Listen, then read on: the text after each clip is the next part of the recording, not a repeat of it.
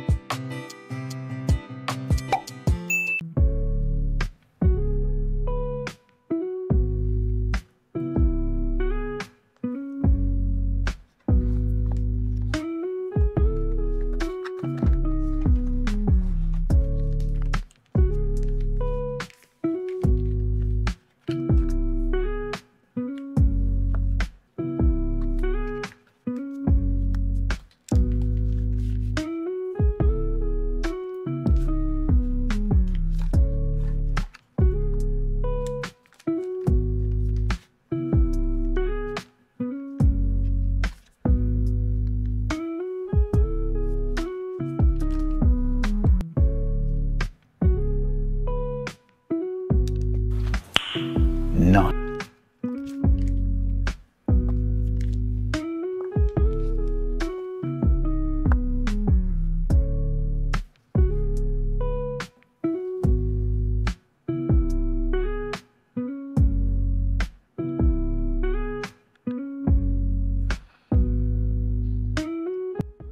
Hi guys, Nardino TV again, and we are back again with another video. So magsusundo ako ngayon guys sa mga anak ko, no. So kasi si Mrs. as usual meron siyang meeting ngayong hapon, no. So palitan kami, kaninang umaga siya yung naghatid. Ako naman yung nasa mga calls ko, remote work ako today. Tapos ngayon naman hapon, siya naman yung may mga calls. Ako naman yung medyo libre. So ako naman ngayon ang susundo sa mga bata, you know.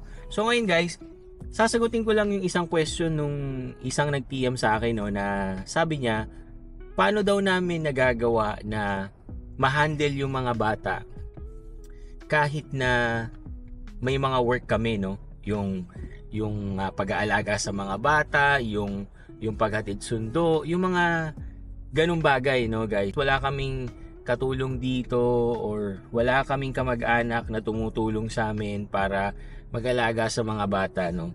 So talagang kami lang na mag-asawa. So ang question niya kasi is okay ba na, or okay lang daw ba na dali niya na agad yung family niya? So paano daw namin na ma-manage yung time namin and yung responsibility namin with our kids, provided na meron kami mga sari-sariling trabaho. Pareho kaming merong full-time ni Mrs., no?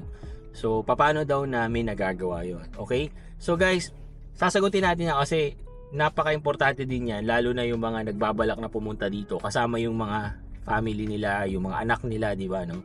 Kasi kami guys, we are family of 5. Kasama ko yung 3 mga anak ko, no? Lahat po sila minor pa, di ba? Natatandaan ko yung bunso ko nung dumating kami dito, wala pa siyang 2 years old, no? So talagang kailangan pa niya ng titingin talaga sa kanya. Kahit naman yung mga boys ko ngayon na medyo malalaki na sila, hinahatid pa rin namin sila guys. Although pwede naman dito na mag-bus, 'di ba? Pero kami guys, mas pinipili namin na mag-asawa na talagang kami yung naghahatid at sundo sa kanila. Making sure na they are safe. Although safe naman dito guys, no. Yun lang, as a parents kasi mas sanay kami ng ganun, no. So paano ba namin yun nagagawa, no? So malaki ang play dyan nung yung klase ng trabaho namin ni Mrs., no.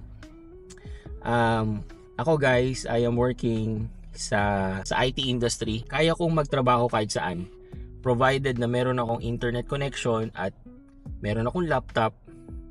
Kaya ko makapag-deliver ng trabaho. So yung remote work or yung work from home, talagang nakatulong yan sa amin guys. It plays a big role kung paano namin nagagawa yung pag-aalaga sa mga bata, or kung paano namin napapagsabay-sabay yung pag-aalaga sa bata, yung pagtingin sa kanila.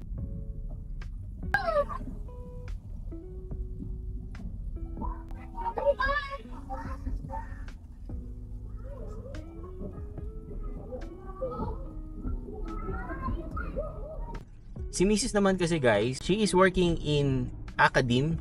Tuturo siya guys. Pero kasi ang klase lang niya guys is every Sunday and Friday. Yung Friday niya is online, di ba? So from Monday to Friday guys, nasa bahay lang talaga siya, right? Kaya din meron lang siya mga meetings ganyan na pwede naman niyang i-take online, di ba? Kaya din guys, nasusustain namin yung pag-aalaga sa mga bata, or napapagsabay namin yung pag-aalaga sa mga bata at saka yung sa pagtatrabaho namin. Kaya guys, I would say na makakatulong talaga sa inyo if meron kayong work na pwede nyong gawin remotely, no? Kasi dito guys, wala kaming ibang kasama, wala kaming makakatuwang. Hindi katulad dyan sa Philippines, 'di ba? Kumbaga, pwede mo munang iiwan kay lola, iiwan mo kay lolo, 'di ba? Or kung meron kayong means, pwede kayong mag-hire talaga ng yaya, 'di ba? Dito kasi guys, pwede naman. Ang problema, napakamahal, 'di ba? At saka meron ka naman din guys option dito na mag-daycare, no? Maraming gumagawa niyan dito guys. Pero para lang naman po sa amin, no? May naman po tayo, may mga sarili-sarili talaga tayong setup, no?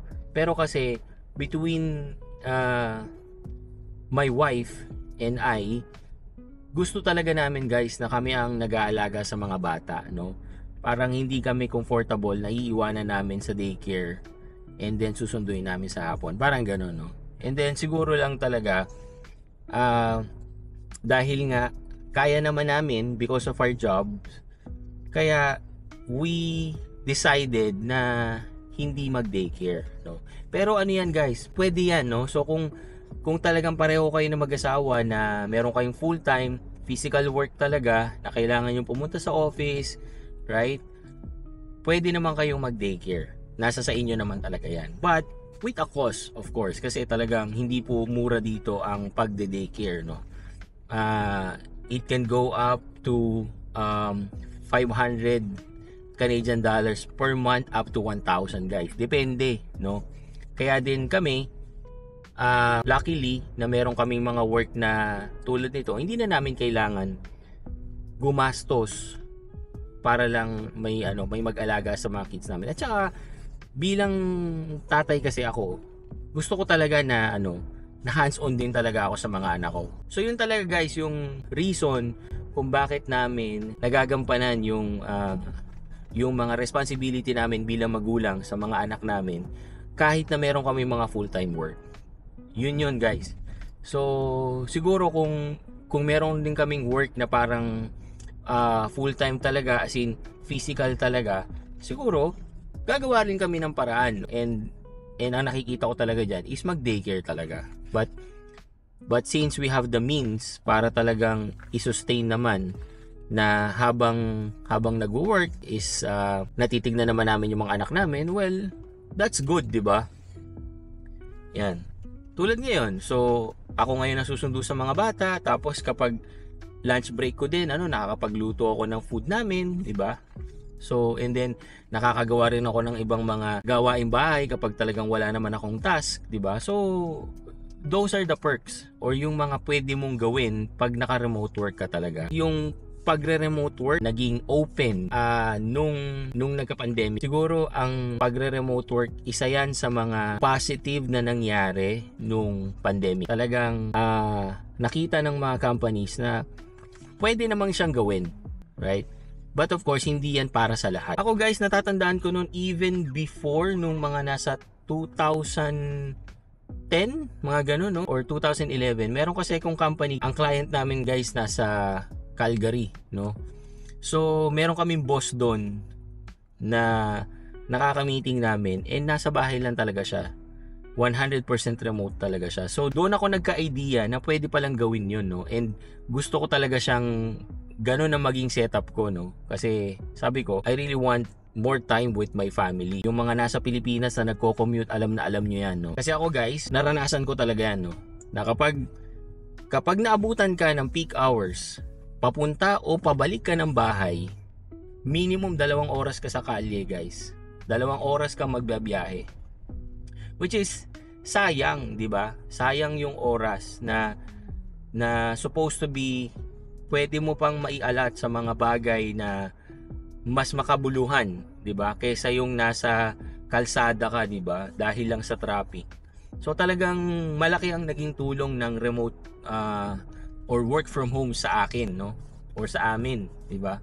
Natutuwa ako na nadala ko yon hanggang dito sa Canada, no?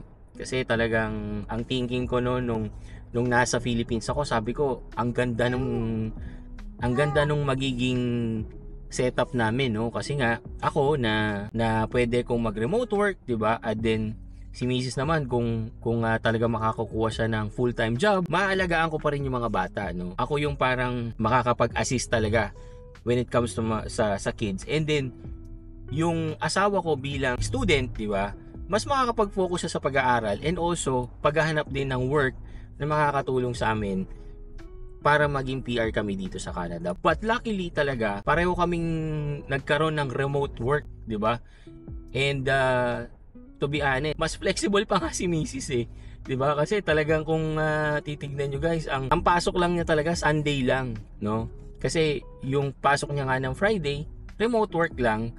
And then from Monday to Thursday, talagang nasa bahay lang talaga siya guys. So para sa akin guys, malaking bagay talaga 'yon, no? Malaki ang naging tulong talaga sa amin ng remote work. 'Yun yung main reason guys, no? Sa nag-PM sa akin, no? So as promised, sabi ko sa iyo, gagawan ko ng video tong question mo na to kasi alam ko na marami kasing nagtatanong niyan, no? Kung paano nila masusustain or magagampanan pa rin yung responsibility nila bilang magulang dito sa Canada, knowing na magtatrabaho kayo pareho, 'di ba? So and yun nga, kasi yung mga means dito para magkaroon ka ng helper, yung mga ganyan is napaka-limited talaga guys, at napakamahal, expensive talaga siya. So yan. So ngayon guys, meron kayong idea kung paano namin ginagampanan yung pagiging magulang namin sa mga anak namin. And I hope nakashare ako ng something or information na makakatulong sa inyo, especially yung mga family na pupunta dito sa Canada. Okay? So yun lang guys. Thank you again for watching and see you again on my next video. Peace!